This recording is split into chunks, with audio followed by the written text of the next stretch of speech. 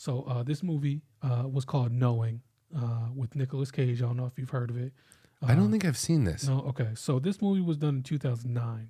Okay. And I'm sorry for anybody watching. There's going to be some spoilers in this, but it's Okay. It's 2009. I mean, if you haven't seen it by now, it's 14 years later. Yeah.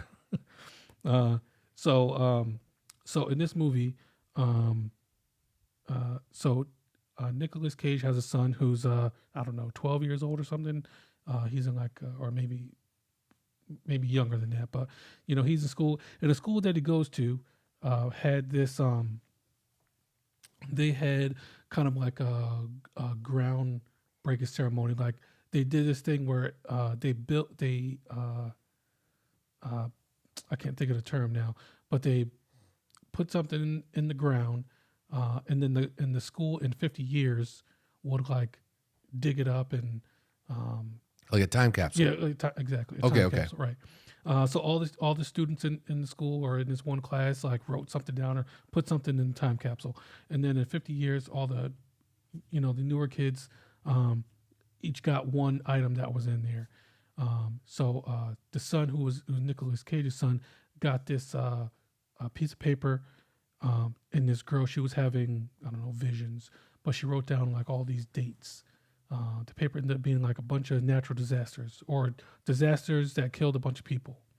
And then at the end of it, so it was all these numbers and everything was coordinated to dates in longitude and latitude.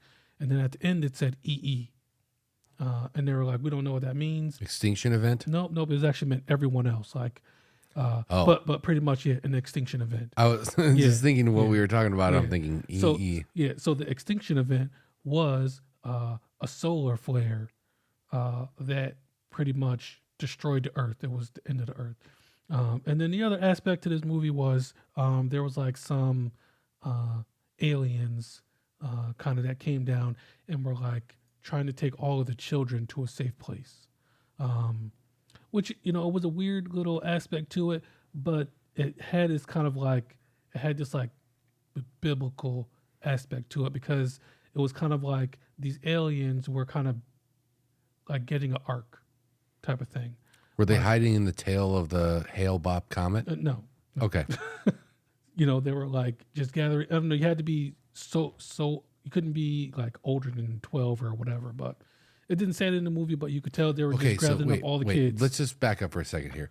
So they opened a time capsule. They gave all the kids items. Yeah. And then one of the kids started predicting things like events and like time and places, like coordinates. Right.